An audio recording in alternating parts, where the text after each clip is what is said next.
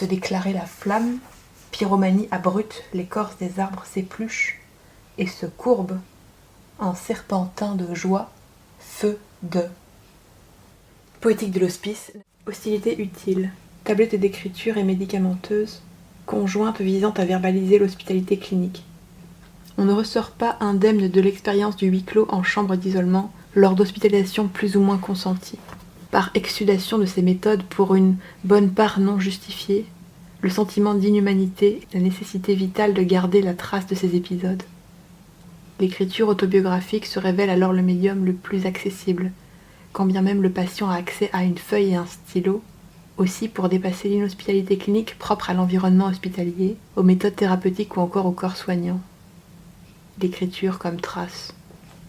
Ce devoir de mémoire auto-initié rejoint une quête identitaire attisée par la solitude et l'injustice éprouvée face à l'atmosphère hospitalière hostile inhérente à la configuration même des locaux d'internement. L'indisponibilité ou les restrictions imposées au personnel soignant suscitent le sentiment d'oubli, de négligence, conduisant le patient par le biais du journal intime ou de fragments épars griffonnés dans l'ombre à prendre des notes cachées tantôt dans la literie, tantôt dans le linge, afin d'éviter leur découverte.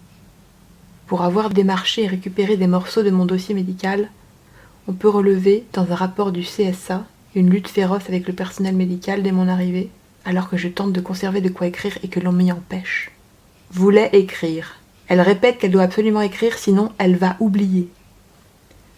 Le journal de l'hôpital, aussi irrégulier et discret soit-il, véhicule un certain apaisement, un réconfort depuis l'environnement imposé et inhospitalier de l'hôpital, la contractualisation sans consentement des modalités de séjour, le plus souvent sans date de fin précisée. Si l'activité d'écrire a pris son amplitude de manière évidente au sein de l'hôpital, c'est probablement aussi pour ce qu'elle m'a apporté de quiétude et d'occupation. Dans l'environnement confiné d'une chambre qui n'est pas la sienne, narrer son quotidien ou se raconter des histoires capte l'attention, sans limite imposée ou censure clinique. La rédaction quotidienne permet de conserver un rapport au temps qui passe, d'ancrer la mémoire de l'individu malade, bien souvent corrompu par la médication. Tenir un journal de bord permet aussi à son auteur d'établir un état des lieux personnel face à une situation dépourvue de bienveillance ou d'échange avec l'équipe de soins, de survivre à l'atmosphère très inconfortable et bruyante, aux scènes violentes et à la tension palpable chez les patients et les soignants. Les récits imaginaires, la poésie ou encore la correspondance, réelle ou fictive, peuvent canaliser les émotions trop extrêmes et aussi permettre aux interminables journées de s'écouler. L'écriture devient l'échappatoire des bruits, des odeurs, du rythme de l'hôpital, le patient évoluant ainsi dans un état proche du rêve éveillé, libérant l'imaginaire encastré dans un territoire restreint et qui peut ici se diluer sans gêne. Cette bulle d'évasion ou terrain d'expression libre compense la propension au mutisme devant le personnel médical. Ainsi, les non-dits, les inquiétudes, la haine face à l'incompréhension, la non-prise en compte de la souffrance par les soignants, soit indisponibles ou dessinés ennemis, peuvent être déversés dans le sas de l'écriture de soi. Cette zone narrative permet de se reconstituer un espace intime afin de s'évader à une distance minimale du territoire étranger, froid et figé de l'hôpital, sans réel contact humain et où le mobilisé même est hostile. Des fouloirs auto-investigués où une forme de vengeance alternative peut avoir lieu et ainsi éviter l'explosion dans un face-à-face. Dès que cela me fut autorisé, je me transmuais en épistolière aguerrie, échangeant quotidiennement avec des amis, proches, famille, autant de cartes petits mots qui, en boomerang, venaient tapisser les murs de mon white cube, répondant dans l'heure suivant la réception des missives. Expédier son quotidien hors les murs permettait mentalement d'alléger, de dispatcher l'atmosphère remplie de tension entre l'équipe et le malade, de diffuser l'hostilité sans pour autant s'adresser au prétendu bourreau. Ainsi, d'écrire la chambre tristement rude et non ludique, le sentiment d'abandon et les contraintes quotidiennes au protocole. Mon discours alors n'est pas sans relever de paradoxes.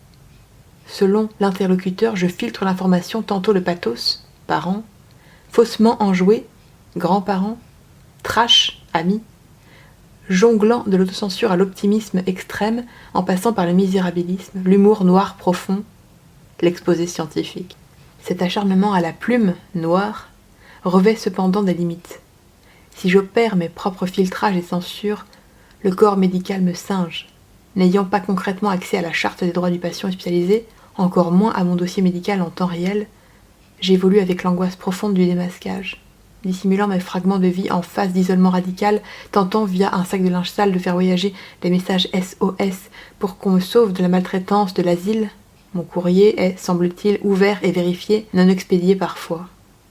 Une atmosphère pour le moins inhospitalière, rigide et carcérale qui peut faire écho aux ambiances réservées aux détenus. J'hésite tout en déblatérant sur le personnel. Parfois odieux à mon égard au risque que celui-ci me lise ou découvre mes dispositifs de triche dans le cadre d'une hospitalisation TCA.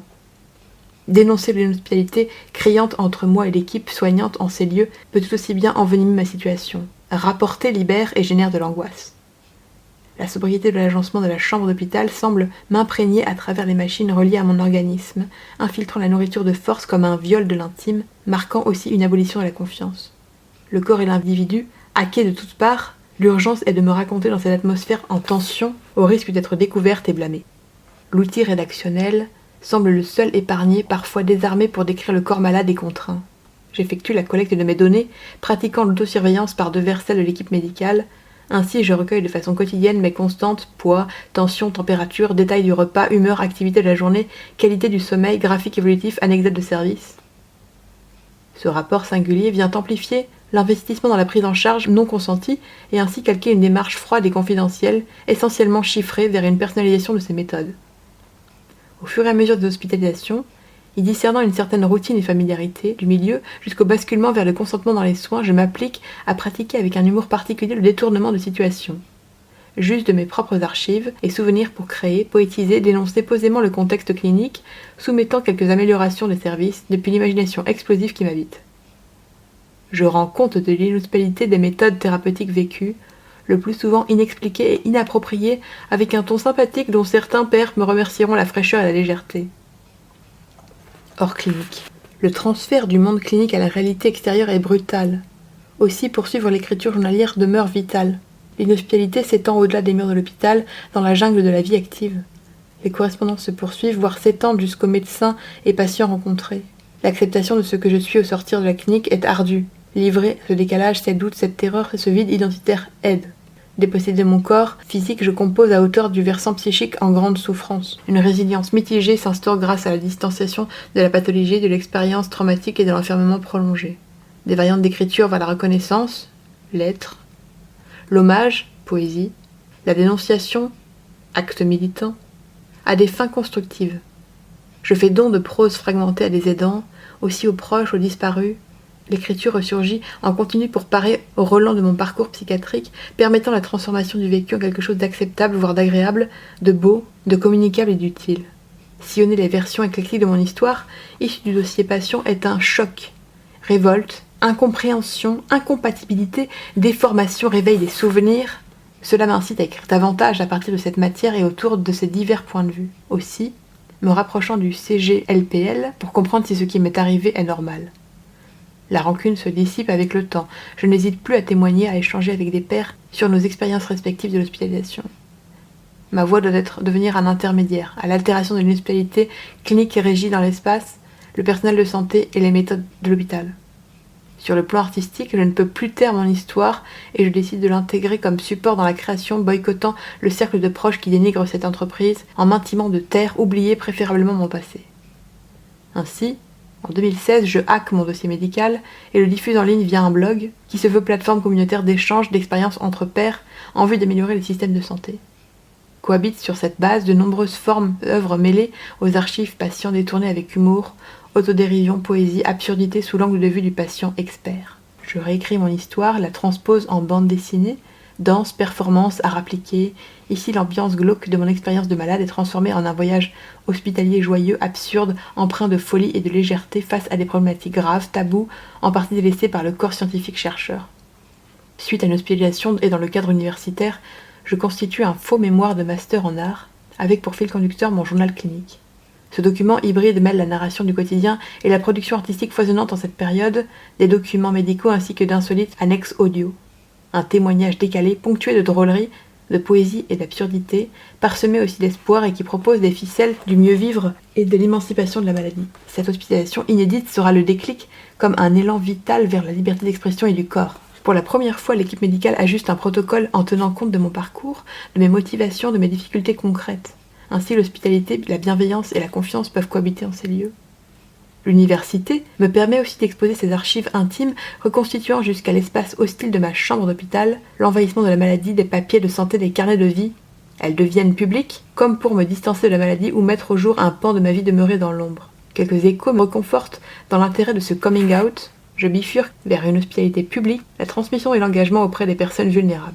Donner à ceux que l'on n'a pas ou mal reçus, transformer l'expérience personnelle pour l'utilité commune ou simplement renseigner les gens sur ce qui se fait de moyen à l'hôpital. Je deviens intermédiaire, passeur, à même d'orienter un renouveau de ces méthodes.